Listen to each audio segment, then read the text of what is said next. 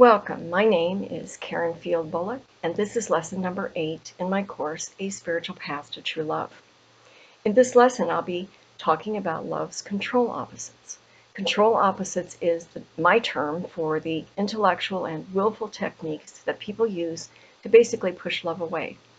These control opposites allow people, if they so choose, to sideline or extinguish instead of surrender to the love that comes their way. In relationships, people also use control opposites in ways that harm or ruin the quality of their love, even though that's not their goal. The two sets of control opposites I want to discuss today are passion versus reason and love versus will. When you think of passion, you might picture passionate lovemaking, your passion for your dream career, your passion for sports, your passion for a cause that benefits others. Or you could imagine being passionate when asserting your rights or stating your views. You also might envision passionate anger, passionate hatred, or passionate jealousy. Passion refers to a very intense desire for something. It means wanting something really, really badly. Passion can drive you to ecstasy or murder. The main feature of passion is that it's very motivating, whether to good or bad effect. The main benefits of passion are, first, the positive feelings that a positive passion can bring, and second, the tremendous power that passion of any type affords. A major problem with passion is that it can dominate your mind and block your ability to see straight and think straight. Daniel Goleman's book, Emotional Intelligence, refers to this phenomenon as a type of emotional hijacking of the brain. Another big problem with passion is that it can cause people to feel overwhelmed and lose self-control. For example, Professor Michael Lewis is the author of the book Shame, the Exposed Self. And he explains how extreme shame can suddenly enrage a person. In a state of rage, people can commit murder and then not even remember it later on. The passion itself is just strong desire and therefore neither good nor bad. It's a question of what you're passionate about, how passionate you are, and whether you're able to direct your passion constructively, work to recapture it when it subsides, or de-escalate it if it starts to become a threat. The word reason for our purposes refers to dispassionate, logical thinking. Your reason opposes the flow of love when you constantly analyze your relationship or your partner in front of your partner. It also opposes it when you mistakenly think that the love you feel isn't real and so decline to explore it.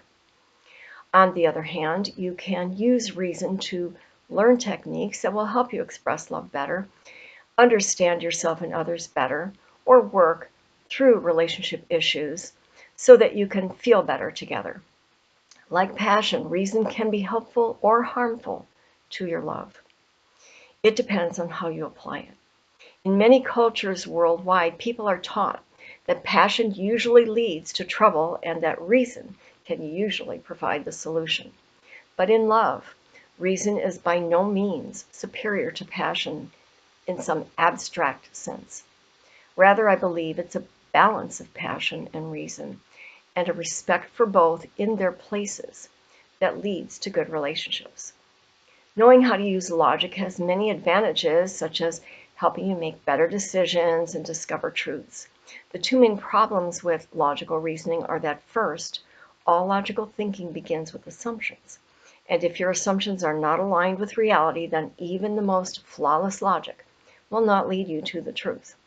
So if you assume that your new partner wants everything you want, then based on your assumption, you might logically develop several expectations of how your partner should think and act, expectations that may turn out to be flat out wrong. Second, using logical reasoning to discern the truth doesn't work so well if you're not aware of all the pertinent information. For example, some people tried by a jury of their peers are convicted of a crime they did not commit simply because the jury was not given all the information or evidence pertinent to the case. Similarly, some people in love relationships may accuse and convict each other of crimes of the heart based on insufficient information. At one time, I worked in an office where the CEO was a little paranoid, constantly thinking that his employees were gossiping about him behind his back. Actually, he was kind of right, but not every minute of every day. He had good qualities too. So one day I was upset about something and was talking to a supervisor, airing a complaint that had nothing to do with the CEO, when suddenly the CEO drove into the parking lot and spotted me through the window as he walked in the front door. He became furious because he assumed I was ranting about him. Instead of gathering information to find out what my issue was, he jumped to a conclusion that, in a sense, made him feel unloved. You could also say that his insecurities from a loveless childhood may have been triggered within him, hijacking his brain, which then automatically superimposed his childhood reality map onto the situation at hand. Luckily, I was able to talk him down. According to the HeartMath organization, a rigorously science-based group that studies the heart as an organ and the emotional responses connected to it, the heart itself is surrounded by neurons or brain cells, and these heart neurons think independently of the brain. That means it's true, your heart has a mind of its own. Like the CEO of that company where I worked, I have more than once felt my own heart jump to false conclusions based on my insecurities coupled with insufficient information. In a different workplace situation, I remember a time when my heart just sank as I felt rejected by someone at a distance, even when my brain was logically unsure about whether the person was rejecting me. Relying on my intuition and the help of my spirit guides, I figured out how to do heart telepathy. It's similar to mental telepathy, but is communicated from the heart and from the heart's mind. Learning that enabled me to transmit and gather more information from a distance about the person's feelings for me to find out whether I was actually being rejected. I wasn't. When people talk about the problem of passion versus reason, they are often talking about a binary choice. In career, they wonder, should I pursue the career that sparks my passion even though it doesn't pay well, or should I pursue a career that will pay more money even though I don't love it? In marriage, they wonder, should I marry the one that drives me wild, or should I marry the one that seems to be a logical fit even if I don't feel as much passion? From a spiritual standpoint, there's no right answer, because no matter which choice you make, you'll be able to grow and learn more about yourself if you make it your intention to do so. Work-wise, you can surely learn and grow and enjoy your work in some ways, even when you choose the logical money-making job. Many people take jobs to pay the bills while pursuing passionate interests and activities on the side. People who go straight for their career passion harness their will and find a way to pay the bills. In love, many people around the world have arranged marriages that turn out to be warm, amicable, or at least acceptable to them. But according to what I've learned from a few sources, given the choice, most people dream of personal love that includes passion, and most partners with low passion wish they had more of it. Of course, passionate love can morph into passionate anger, hatred, jealousy, or heated arguments at times. If you make the choice to bank your future on a passionate romance, there's always a chance that your feelings for your partner could sometimes flip into negative passion. Spiritually, though, there's still plenty of growing and learning you can accomplish in that type of relationship. Remember that Elizabeth Kubler-Ross's work on the 5 stages of grief outlines the path that leads from shock and denial to anger, and then to bargaining. Although bargaining may still be tinged with anger, it's also the stage where you may be able to find a way to drop your anger, work out your differences, and come to a new agreement. If not, then continuing the path of grief brings you to depression. In the depression stage, your passion is deflated as you slowly and quietly give up on your dream for the relationship. Only then can you accept your loss and try to move on. In my view, there's one more stage that should follow acceptance, and that is rebirth or renewal. When you begin to feel new hope for getting what you want, you're ready to renew your commitment to your own life, your goals, and your happiness. You can't bring back a dead relative, but you can hope to honor that dead relative by your remembrances, by being grateful for and incorporating the good things you got out of your relationship, by appreciating the life you still have, and by living it to the fullest. It's well known that after World War II, many Nazi concentration camp survivors did exactly that. In the death of a marriage, you can honor your memory of the loved one you once shared, of the love you once shared, by accepting the loss, forgiving yourself and your ex for past mistakes and growing from them, and then realizing that a better chance at love may be waiting for you. Just because individual relationships die doesn't mean your dream of love must die. It just may be that your love was meant for someone else. Finally, if you've been so badly burned in love that you decide to never fall in love again, you could simply deny and avoid any attractions you feel and shrug off any relationship opportunities that come your way. But in that case, your decision becomes a direct control opposite to love. The term will, as used here, refers to your conscious intention, determination, and resolve to make something happen or to stop something from happening. A major feature of humanness is that free will is your inherent right. In order to feel loved, you need to be respected for your right to make your own choices and think your own thoughts. If you develop a strong will and freely make strong choices that benefit others as well as yourself, your will gives your life direction and purpose. But when your will is pointed to selfish ends, it can be quite harmful. Yet, your free will choices have to be respected, no matter what they are, in order for you to feel loved. Whether you choose from your head or your heart, once you've made a firm choice, such as a choice of career or life partner, you then set your will in the direction of pursuing that choice. If you go with your heart, you go straight for whatever you love. If you go with your head, though, you can still choose to love the one you're with or the career you're in to some extent. But consider that you might be able to have both. In career, you may be able to work a day job and get paying gigs at night, start your online business on the side, or work a second job in your chosen field. In relationships, you might consider not making a commitment before you're truly ready.